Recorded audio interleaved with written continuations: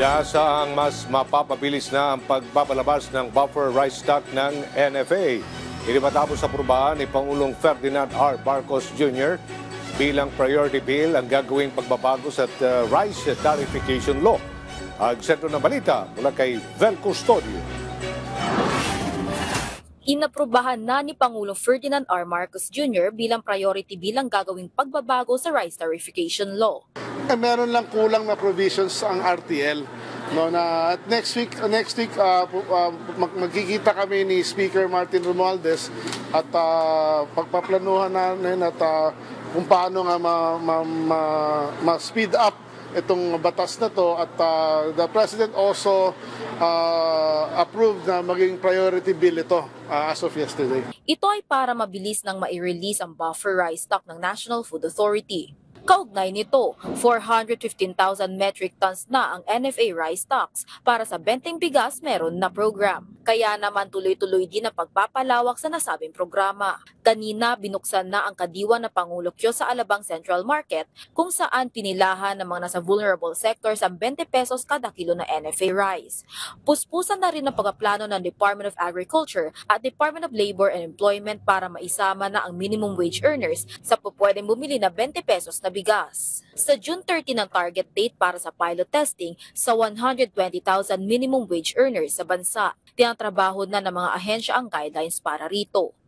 Ayon kay Department of Agriculture Secretary Francisco Tiu Laurel Jr., bagamat pinag-aaralan na ng Pangulo ang paghingi ng suporta sa ASEAN para sa sustainability ng 20 pesos kada kilong bigas, prioridad pa rin ng pamahalaan ang pagpapalakas at pagsuporta ng produksyon ng mga local farmers. Samantala, para masiguro ang tamang pagpepresyo sa mga produktong agrikultura, nagsagawa ng special market inspection ng DA at Department of Trade and Industry sa Alabang Central Market. Nakitang sumusunod sa maximum suggested retail price ng imported na bigas na 45 pesos kada kilo ang mga retailers. May nakita pa nga na 35 pesos lang ang binibentang bigas.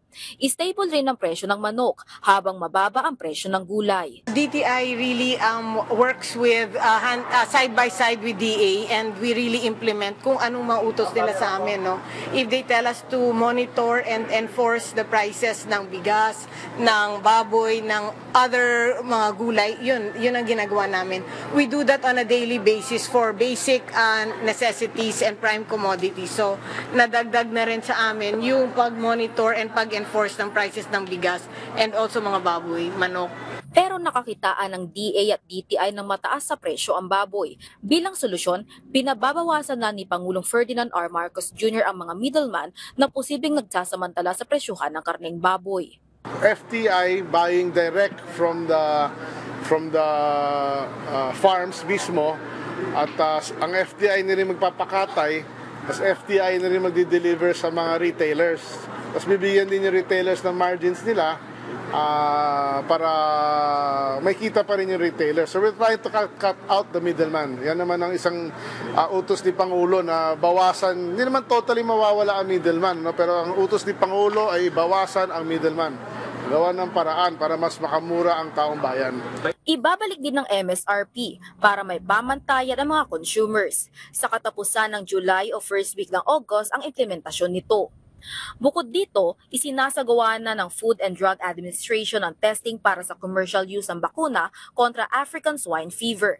Tinitignan na rin ng DA ang posibilidad ng importation para makatulong sa pagpapababa ng presyo ng karning baboy. Vel Custodio para sa Pambansang TV sa Bagong Pilipinas.